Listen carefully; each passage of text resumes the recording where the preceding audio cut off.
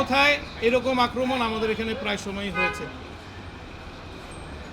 সেদিন পুলিশ সহ আমাদের দোকানটি বন্ধ করে দেয়। আমাদের দোকানের ভিতরে কাস্টমার ছিল, এই কাস্টমারদেরকে ধাক্কা দেয়, ধাক্কা দিয়ে বের করে দেয়। সিসিটিভি ফুটেজে আপনারা বিশ্লেষণ করে দেখতে পারেন। এই মুহূর্তে আমরা খেয়াল করলাম যে ডিবিসি নিউজ আসছেন। সেই 2020 সালে ডিবিসি নিউজ আমাকে নিয়ে একটা নিউজ করেছিলেন যে ব্যবসার লভ্যাংশ দিয়ে আমরা গরিব দুঃখী অসহায়দের খাবার বিতরণ করে থাকি, তাদের চিকিৎসার ব্যবস্থা করে থাকি। তারপর থেকে আমরা সবসময় মিডিয়ার আড়ালেই থেকেছি, কখনোই ফ্ল্যাশ হয়ে সামনে আসি নাই।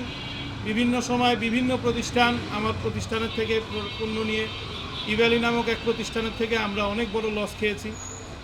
এর পরেও আমরা ন্যায্য মূল্যে পণ্য বিক্রি করার যে প্রতিজ্ঞা, সেই প্রতিজ্ঞায় অটল থেকেই আমাদের ব্যবসা আমরা চালিয়ে যাচ্ছি।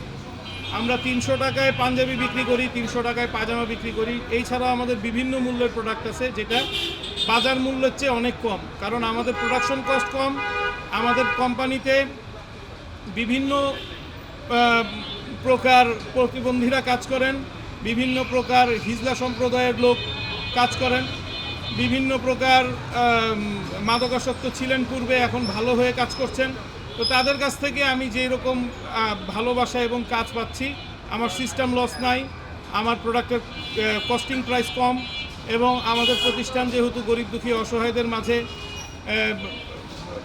মুনাফা বন্টন করে, সেই ক্ষেত্রে আমাদের যারা সাপ্লায়ার আছে তারাও আমাদেরকে সুলভ মূল্যে প্রোডাক্ট দিয়ে থাকে। এই ভালোবাসার প্রেক্ষিতেই আমরা এই প্রতিষ্ঠান চালিয়ে যাচ্ছি। এখন এই প্রতিষ্ঠানটার উপরে যেই আক্রমণাত্মক পরিবেশ আপনারা দেখতে পেয়েছেন, একজন গ্রাহক ভিডিও করেছে বিধায় আপনাদের কাছে এটা প্রকাশ পেয়েছে, অন্যথায় এরকম আক্রমণ আমাদের এখানে প্রায় সময়ই হয়েছে।